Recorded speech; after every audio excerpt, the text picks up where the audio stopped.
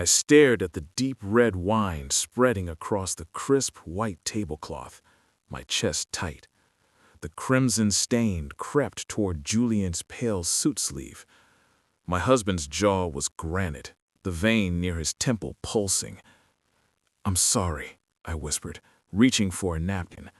My voice was a thin, panicked thread over the low music. "Of course you didn't mean to." Julian's voice was smooth, the public tone of a patient man. But his hand shot across the table, wrapping around my wrist with bruising force, his nails digging in. "You never mean to be anything but a liability, Anya. Clumsy, disobedient, useless." Each word was delivered with pressure.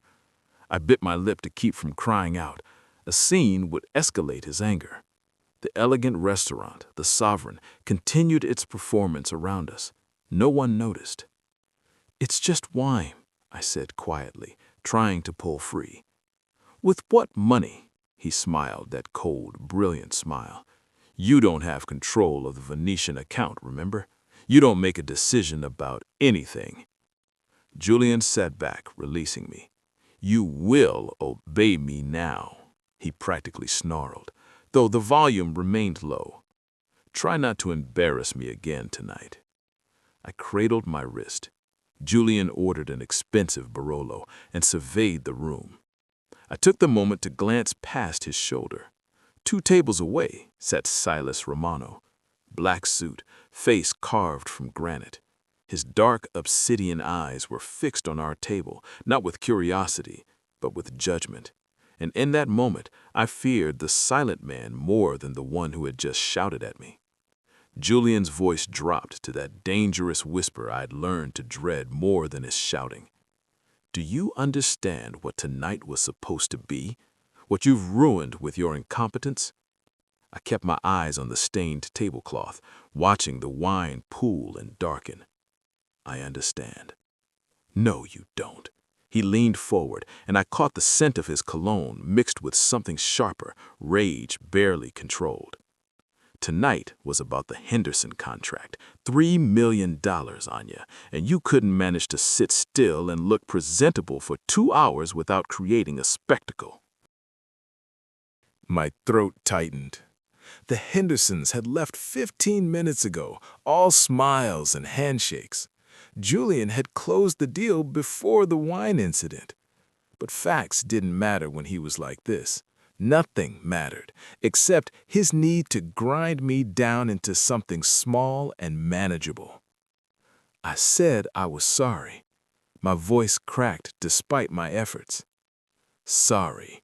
He repeated the word like it was poison. "Sorry doesn't pay for dry cleaning. Sorry doesn't undo the embarrassment. Sorry is the pathetic refuge of people who can't function at a basic level." I felt the familiar heat behind my eyes, the burning that preceded tears. I couldn't cry. Not here, not in the Sovereign, where Manhattan's elite came to see and be seen, where Julian's reputation as a successful investment banker meant everything to him. "Look at me when I'm speaking to you." I raised my eyes. His face was beautiful in that aristocratic way, sharp cheekbones, ice blue eyes, golden hair styled perfectly. The face that had charmed me 3 years ago, before I understood what lay beneath the veneer. "You're a reflection of me," he continued, his voice barely above a whisper but cutting like a serrated blade. "And tonight you made me look like a man who can't even control his own wife. Do you know what that does to my standing?" I wanted to say that I wasn't a possession to be controlled, that I was a person with thoughts and feelings and a master's degree in literature that meant nothing anymore because Julian had convinced me to quit my teaching job, that the wine spill was an accident, nothing more. But I'd learned silence was safer. Julian's hand moved to his water glass, and I flinched involuntarily. He noticed, and something dark flickered in his eyes. Satisfaction. He liked my fear. It proved his power. "Pathetic," he murmured, taking a slow sip. Absolutely pathetic. The waiter approached tentatively, a young man with kind eyes who'd witnessed enough to look uncomfortable. "Sir, madam, can I bring you anything else? Perhaps some—" "She'll have nothing." Julian's voice cut across the waiter's offer. "She's demonstrated she can't be trusted with beverages." The waiter's eyes flicked to me with sympathy that made shame burn through my chest. I managed a small nod, and he retreated. Julian watched him go, then turned back to me with renewed fury. "Now you're making the staff pity you. Is that your game? Playing the victim?" I provide everything for you." His voice was rising now, the careful control slipping. "Everything. That dress you're wearing? $3,000. The roof over your head? A penthouse that costs more per month than most people make in a year. Your phone, your food, your existence, all of it comes from me." His fist came down on the table with sudden violence. The impact sent cutlery clattering, water glasses trembling. Several heads turned our direction before quickly looking away.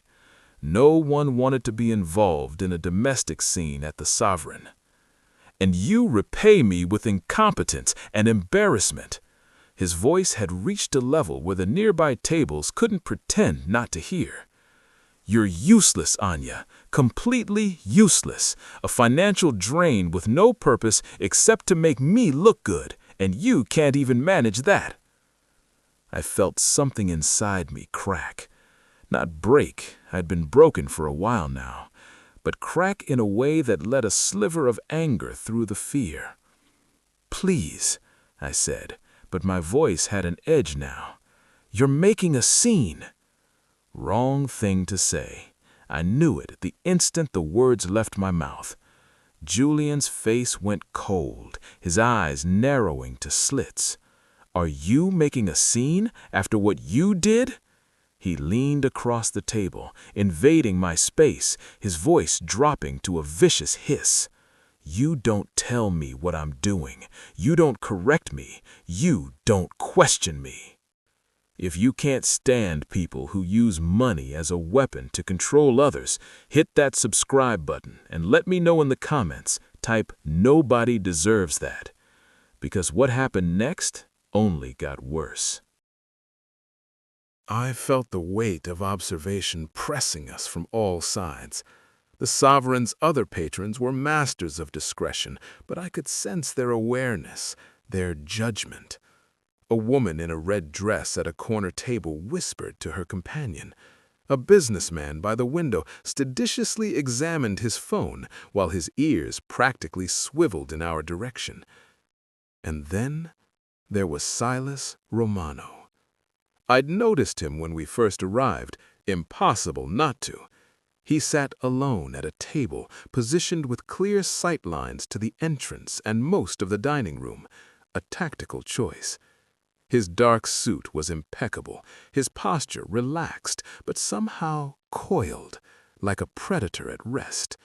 A gold chain glinted at his throat, and his hands, folded on the table, bore rings that caught the light. I knew who he was. Everyone in New York who read the papers or watched the news knew Silas Romano. They couldn't prove his connections to organized crime. He was too careful, too insulated by lawyers and legitimate businesses. But everyone knew. The Romano family controlled half the construction in the city, along with unions, shipping, and whispers of darker enterprises. And he was watching us, watching Julian. His obsidian eyes held no expression, but there was an intensity to his stillness that made my skin prickle. He wasn't casually observing. He was assessing, measuring, coming to conclusions about what kind of man would treat his wife like this in public. Julian, oblivious in his rage, continued his assault. "You want to know why I keep you around, honestly?" He laughed, a brittle sound. Because divorcing you would be an admission of failure, and I don't fail. I don't fail at anything. Julian, please. Please what? Please pretend you're not a burden I'm forced to carry? I felt something break in my chest, but it wasn't defeat anymore. It was something colder. I looked at him, really looked at him, and saw him for what he was. Not the successful, powerful man he pretended to be. Just a cruel boy who needed to hurt someone smaller to feel big. My eyes drifted past him again to Romano. The Mafia boss had lifted his wine glass, taking a slow sip without breaking his observation. Then, for just a moment, his gaze shifted to me. Our eyes met. There was no kindness in his look, no sympathy, but there was recognition, an acknowledgement that he saw exactly what was happening. And beneath that, something else. Something that looked like contempt, but not directed at me. Julian noticed my distraction and turned partially in his seat, following my gaze. He saw Romano and immediately straightened, his expression shifting. Even Julian recognized power when he saw it. For a moment, I thought he might actually back down. But Julian's ego was stronger than his sense of self-preservation. He turned back to me, and if anything, Romano's presence seemed to fuel his need to assert dominance. He had an audience now, a powerful one. In Julian's twisted mind, this was an opportunity to demonstrate his control. "Do you see that man?" Julian's voice was low but intense. "That's real power, Anya. Real authority. Something you wouldn't recognize because you're too busy being a disappointment." I said nothing. My hands were folded in my lap, my wrist still throbbing where he'd gripped me earlier. "Men like him understand something you never will," Julian continued, his confidence growing. "Respect. Order. The natural hierarchy of things. And in our hierarchy, you are at the bottom." He reached across the table, not to grab me this time, but to point directly at my face. "You exist because I allow it. You breathe because I pay for the air in our home. And when I tell you to do something, anything, you do it, without question, without hesitation, without your pathetic little objections." The restaurant had gone quieter. Or maybe it just felt that way, like the world was holding its breath. "Do you understand me?" Julian's voice rose, climbing towards something dangerous. "Do you understand your place?" I looked at him and felt nothing but emptiness. "Yes." "Yes what?" "Yes, I understand." "Not good enough." He slammed his palm on the table again, and this time the sound was like a gunshot in the refined space. "You will obey me now." The words echoed. Heads turned openly now, pretense abandoned. Julian's face was flushed, his carefully constructed image crumbling into raw aggression. "Say it," he demanded, his voice filling the space between us. "Say you'll obey me." If you believe that no one should have to surrender their dignity to survive, hit that subscribe button. People like Julian won't, and you need to hear what happened next. I felt something shift inside me. Maybe it was Romano's observation, the knowledge that someone powerful was witnessing this humiliation. Or maybe it was simply that I'd been pushed beyond my breaking point. But when I opened my mouth, what came out wasn't submission. No. Julian's face went through a remarkable transformation, from shock to disbelief to incandescent fury in the space of 3 seconds. "What did you say?" I said no. My voice was stronger now, fed by something I thought he'd beaten out of me months ago. "I won't say it. I won't obey you. Not anymore." I watched the calculation happen in his eyes. We were in public, yes, but he was beyond caring now. His pride, his ego, his need to dominate, they all converged into a single point of violent intent. "You little—" He stood abruptly, his chair scraping back with a harsh sound. Several women gasped. The waiter who'd served us earlier took a step forward, then hesitated, clearly unsure what to do. Julian moved around the table with frightening speed. I pressed back in my chair, my brief moment of courage evaporating into pure survival instinct. His hand reached for my arm, fingers already curled into a grip that would hurt. "You're going to regret that," he snarled, loud enough for half the restaurant to hear. "When we get home, you're going to—" His hand was inches from my shoulder when a voice cut through the tension like a blade through silk. "That's enough." 2 words, spoken quietly, almost conversationally, but they carried absolute authority. Julian froze. So did I. So did everyone within earshot. Silas Romano had risen from his table. He hadn't rushed over or made a dramatic entrance. He'd simply stood and spoken, and the entire restaurant had stopped. He was taller than I'd realized, his presence filling the space in a way that had nothing to do with physical size. His dark eyes were fixed on Julian with the kind of focus that made predators reassess their choices. "Sir, this is a private matter," Julian began, trying to recover his composure, "between me and my wife." "Private matters stay private," Romano said, his voice still quiet but carrying perfect clarity. "When you make it public, it becomes everyone's business, especially mine." Julian's hand dropped to his side.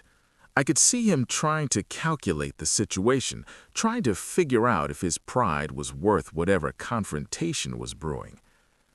"I don't believe we've been introduced," Julian said, attempting a smile that came out as a grimace. "I'm Julian Whitmore, of Whitmore Investments. Perhaps you've heard of—" "I know who you are." Romano took a step closer, and Julian actually backed up slightly. "I know your firm. I know your accounts.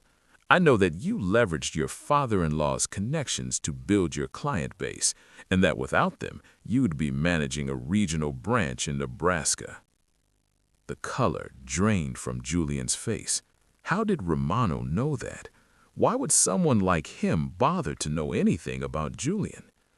"I also know," Romano continued, his voice dropping lower, "that you're the kind of man who thinks money gives him the right to treat people like possessions, who thinks a loud voice makes him powerful." He paused, letting the words sink in. "It doesn't." Julian's mouth opened and closed. He looked around, perhaps for support or escape routes. The restaurant staff had gone completely still.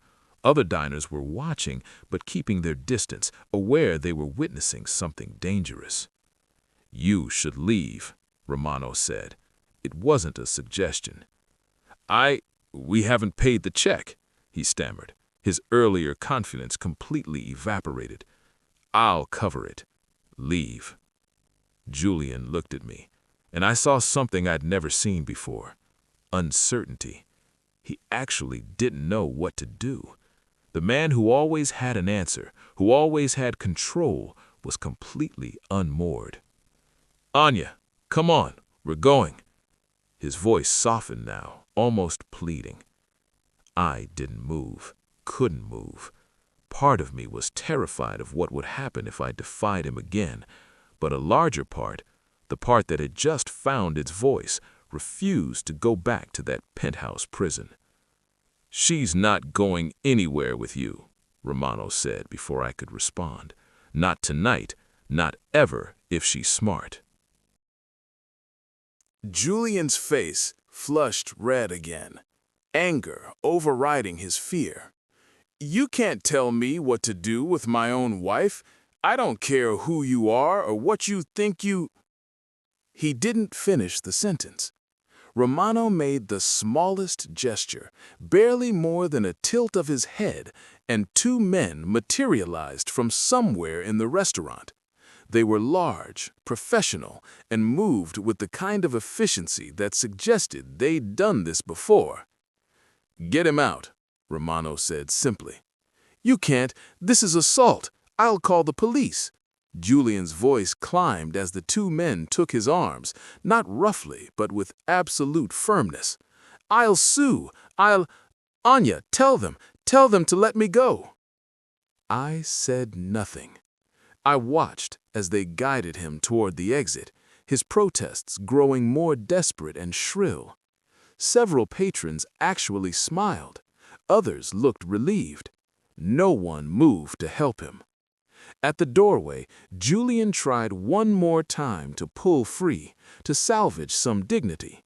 "This isn't over," he shouted back toward our table. "You think you can just—" One of Romano's men said something quiet in his ear. Julian's face went white, and he stopped struggling completely. They walked him out into the Manhattan night, and the restaurant doors closed behind them.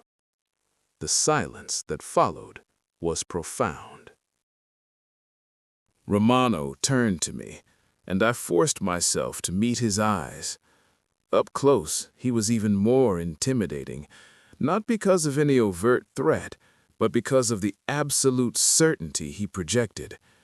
This was a man who'd never doubted his right to occupy whatever space he chose. "Thank you," I managed, my voice barely above a whisper. He studied me for a moment, his expression unreadable.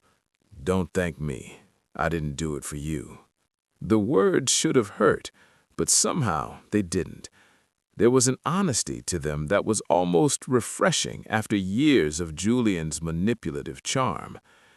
"I did it because men like him offend me. They think cruelty makes them strong. They think controlling someone weaker makes them powerful. It doesn't. It makes them pathetic." He reached into his jacket and pulled out a card, simple, cream-colored, with just a phone number embossed in gold. "You'll need a lawyer, a good one. Call this number tomorrow. Tell them Silas sent you. They'll handle your divorce, and they won't charge you." I took the card with trembling fingers. "I can't pay." "I know. Consider it a public service." He turned to leave, then paused. "And, Mrs. Whitmore, get somewhere safe tonight. Your husband is angry and humiliated. Dangerous combination. My men will make sure he understands the consequences if he comes near you, but walls are only as strong as the person behind them." "Where should I go?"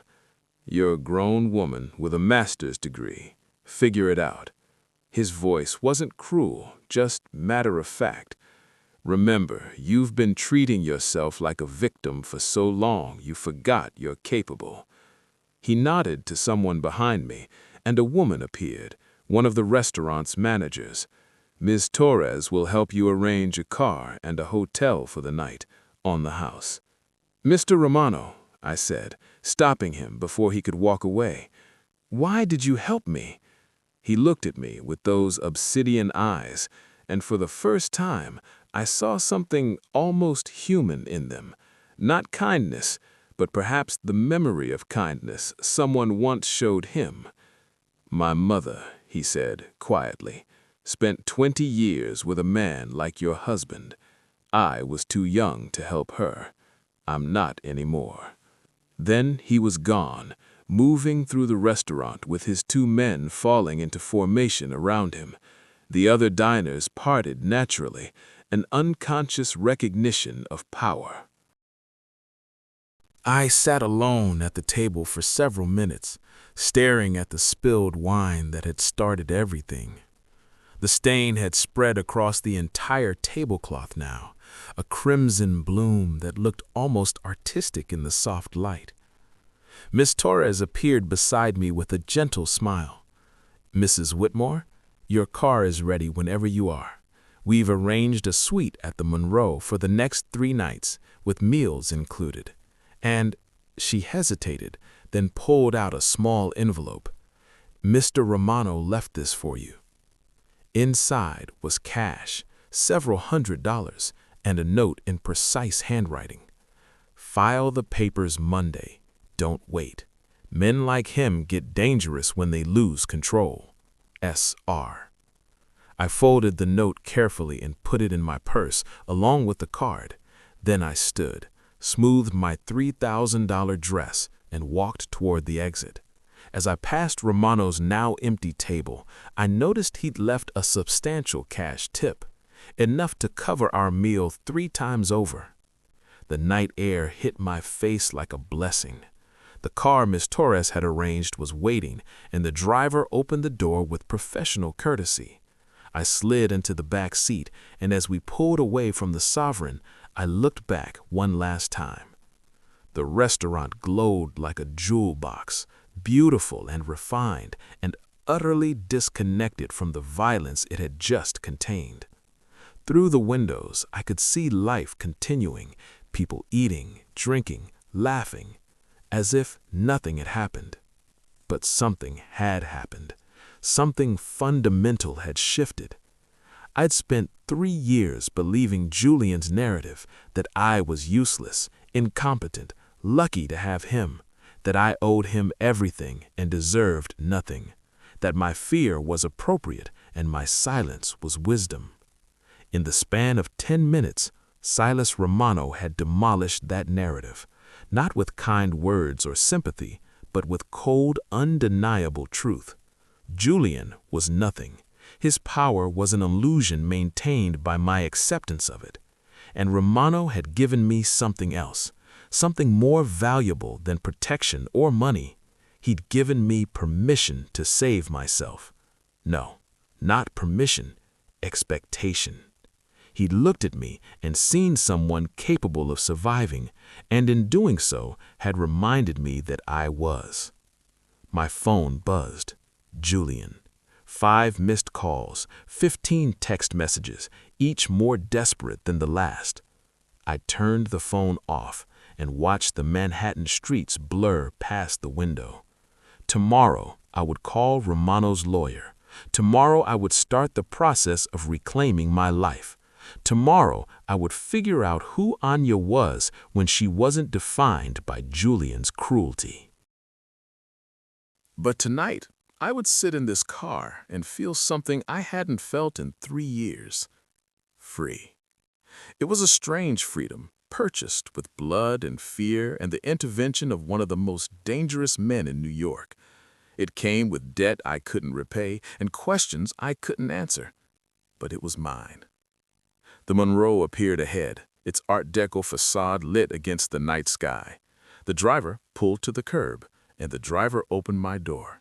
I stepped out into my new life, carrying nothing but my purse and the knowledge that I'd finally found my voice at the worst possible moment, and it had saved me. If you've watched or listened up to this point, comment the country you are watching this from. Represents your country. Behind me, somewhere in the city, Julian was learning what it meant to lose control. Ahead of me lay uncertainty, challenges, and the hard work of rebuilding a life I'd let someone else demolish.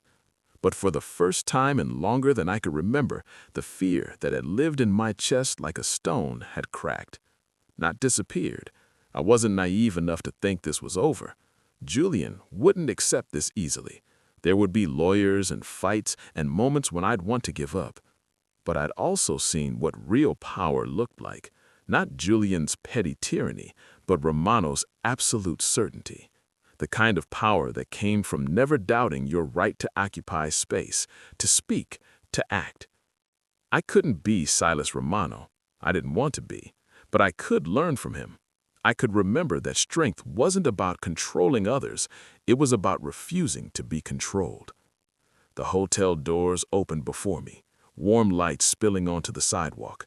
I walked through them into whatever came next, leaving the empty chair at the Sovereign behind me, along with the woman who sat in it for far too long. Somewhere in the city, Julian was discovering that money couldn't buy him immunity from consequences, that his golden hair and charming smile couldn't protect him when he'd finally pushed too far in front of the wrong person.